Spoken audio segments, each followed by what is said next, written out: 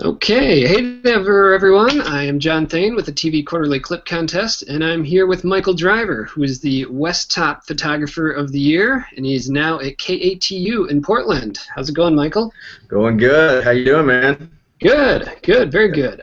You had a great year in 2013 with the contest. You placed in a number of stories. You didn't have a whole lot of first place, but you were just constantly bringing back good award-winning stories. One of those stories I remember was called "I Miss You, Burls." You mentioned that, and it was a very emotional story about. You go ahead and explain that story. How did that one come about? Well, I mean, how the story came about was, like we typically happens to us on a daily basis. Simon Des says it's Memorial Day. Go out to this well-known large cemetery and just try to find some people that want to talk about their relationship with loved ones that they've lost. And it was just a both side, a quick thing that I could have got out. And when I got out there, I found a woman right away that was there to visit her dad that passed away, that had served. And I was like, all right, well, I got what I need. But as I'm leaving, I look over and I see an old man that's actually just getting out of his car, kind of just can barely walk with a cane. And I said, I could go back right now with what I got, but I have to talk to this guy and just see his story. Turns out he was there to visit his wife. He had survived numerous wars, and she'd stayed, waited home for him they were married for 60 years, and she passed away before him. So he was there to actually visit her and to talk to her for a minute. And I just put a microphone on him, asked him if he'd mind if I just kind of let him go talk to her. I'll kind of hang back and you just kind of do your thing and have your moment. He said, sure, that's fine. And what I got was just a moment that we typically don't get to experience. Just a real intimate moment of a man with a quivering hand holding flowers, kneeling down and talking to his wife. And he was just so pure, and just the things he said, it was so emotional. It just really hit you, just the quivering in his voice, and just being in that intimate moment. And I hung back far enough to where it's, I let him have his moment. I didn't want to put the camera in his face and make him feel obligated to talk to me. I want to hang back and let him have his moment. Yeah, I noticed that you didn't have you weren't right up close there with him. You kind of zoomed in, you got it more telephoto, and you kind of shot that scene from a distance. You feel like that just kind of made it a little bit more natural? Yeah, I mean, I just think being away and just like not having that intimidation of just a camera in his face. I mean, it really lets. I mean, and not just in this story. I think in just general, just stepping back and just really. Not being that right up in the face type atmosphere. It makes the person just feel comfortable where they almost forget that they have a microphone on them and that they're being interviewed and they're just going to open up. Or as opposed to if I kneel down in front of him and have a camera pointed up at his face, he's going to feel almost nervous and more held back from reacting the way that he would if I would have never been there. And just making him just feel like he can express what he wants to express and not even think about me being off in the distance. Yeah, yeah. And when you originally approached that story, did you know that you were going to kind of come away with a Nat package? What was going through your mind when you first showed up there? I first showed up, I mean, I thought just given where I'm going to go, Fort Logan's Terrace, a beautiful cemetery, Memorial Day, I knew there was going to be tons of people out there. So even though I know they wanted a both side, I knew that the potential for more was going to be out there. And, I didn't want to spend a lot of time because it was a day turn. So, I had to go out there and make the judgment call of, do I want to make this more than just a both side? And, I quickly found this character, took the incentive to go up and just talk to him and see what his story was. And as he started talking and these moments started unfolding, and just the great visuals, and like there's a few like Nat situations I could get, just more random people out there visiting to kind of trickle through the package. Once I got that, I knew that I could definitely do a Nat pack on this. And as soon as I got in the car, I called the station and said, hey, I got this guy, and he was talking to his wife, crying. And I was like, this is got to be more than a both side. And I got back and showed that moment of the man walking up to the tombstone to my producers, and it was like, they were almost crying. So it was like they definitely gave me that freedom to make it more. So it was just, just find that little extra added elements to able to make it, because nap packs are tough, and if you don't have the right things to effectively tell a story, it's not going to work out. You can't just put sounds and stuff in there. But given in this situation, I definitely knew I had what I needed to get to convey a compelling story on a day when loved ones are coming to visit their lost loved ones. Yeah. And so now kind of tell me about this new adventure you're on. You were recently hired as the chief photographer, right, at KATU? Well, it's not an official chief photographer type situation, but it is, Tiffany Pinsky, the news director here, she's formerly from KUSA, and she's a great person, and we just see eye to eye on a lot of things. When we spoke about the potential of me coming out here, she spoke very much of what she was wanting to achieve in the form of building on her great staff that she already has here, but conveying more storytelling, MPPA type style stuff into the workflow that's here, not just for news features, for the daily turns, for stuff like that. So what we're kind of doing now is just coming in here, just trying to get influence that more, just get that storytelling aspects that you can have to trickle through your daily assignments, your features and stuff like that. And everybody here has been definitely on board. Like I said, I told you I'd sent out an email about people wanting to get back in the MPPA competition and just MPPA in general, and I'm about to send you 8 new people coming to MPPA because they're excited about it, because they want to tell great stories, and they want to do the things and learn from the stuff they can see through MPPA that's going to help them tell stories even better than they already are. So it's a definitely a really good thing that's going on here, and like I said, it's building on a great TV station and a great market already. So. Yeah, and so when you got there, why did you want to make that kind of a priority to get the staff involved in the NPPA? I mean, I just feel like the NPPA has changed a lot for me. I mean, it's changed my whole perspective on the way when I first got in the business, the way I shot, I edited, I perceived different things. The NPPA is just really good about, through competitions, just being able to see stories, just be able to see people across the nation, the work that they're doing that helps influence ideas that you might be able to your daily bag of tricks. I just feel like it's, just the storytelling aspect is, unfortunately, there's a lot of places that they've gotten over to.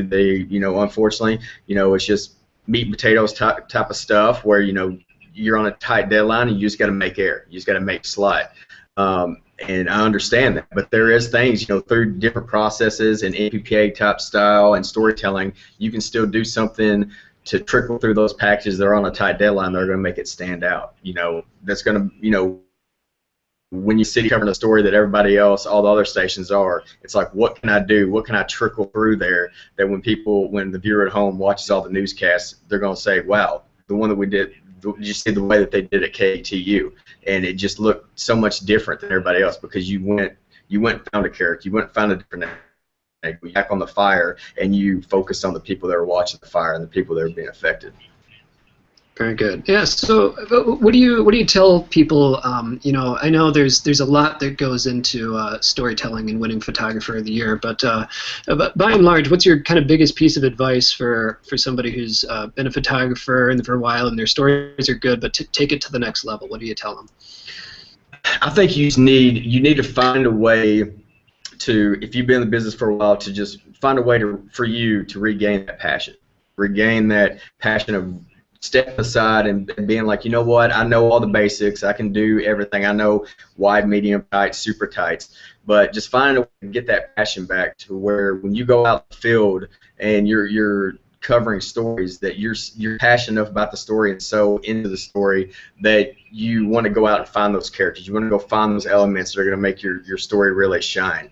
And the thing is too, it's just to be in this business and like really, I think, achieve a lot, you have to go into situations and stories and talk to people like they're really people. You have to build rapport with somebody. Before you throw a microphone on somebody, before you put your camera on the sticks and start rolling, build some rapport with that person. Talk to that person like they're your best friend. If you get them to like you and you put that mic on them, you're going to get all those little moments that you typically wouldn't get if you just came up, stuck a microphone in their face, and said, "Hey, I'm Michael Turner from K2. I'd ask you a few questions." They're going to open up to you.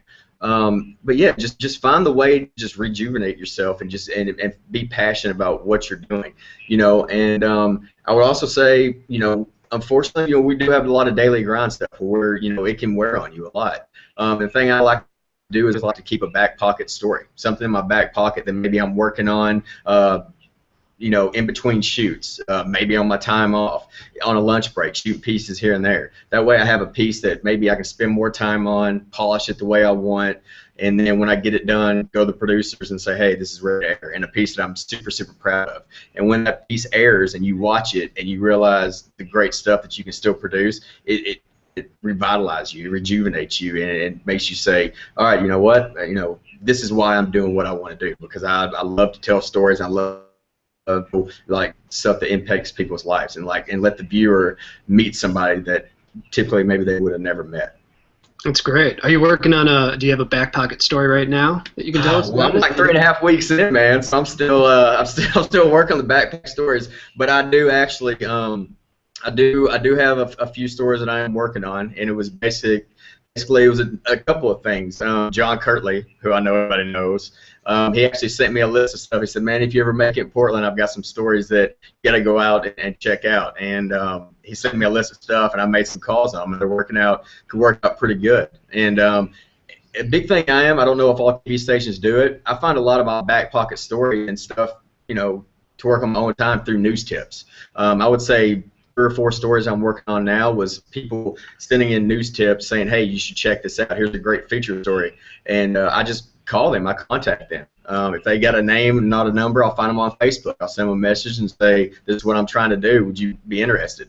And, you know, and they're usually all about it, you know. So just doing stuff like that, just finding stories through different means. Every now and then I'll just Google something. I'll Google like unique things in Portland, and I'll find something and I'll go and I'll follow up on it and stuff like that. But yeah, just find those little pieces, you know, stick in your back pocket, keep saving your little folder, and back. Yeah, these are stories that you're enterprising on your own then. Yeah. Well, that's great. Is there anything else that you wanted to add then, Mike? Any storytelling in general? What you guys got going on there?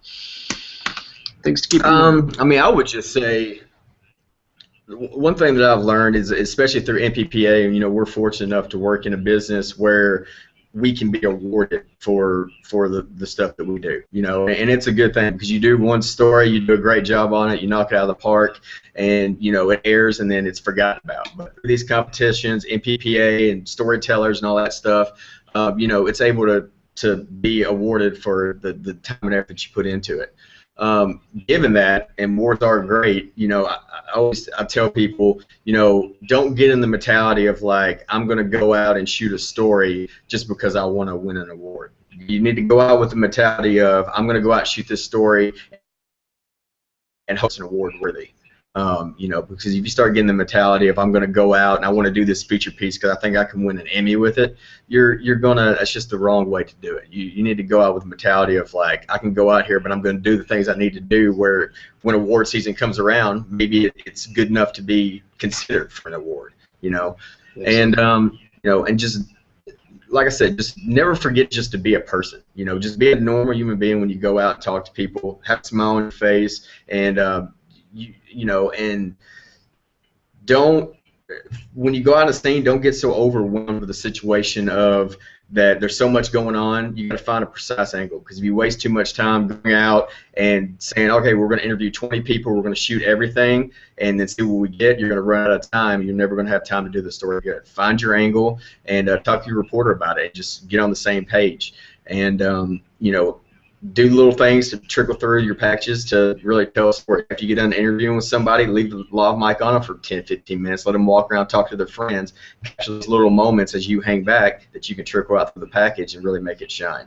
And you know, just don't lose the passion. I mean, if you lose passion in this business, you're not going to succeed. You really have to love what you do, and you have to be passionate about going out and, you know, giving these people that you do the story over the opportunity to have a voice through your camera and your mic.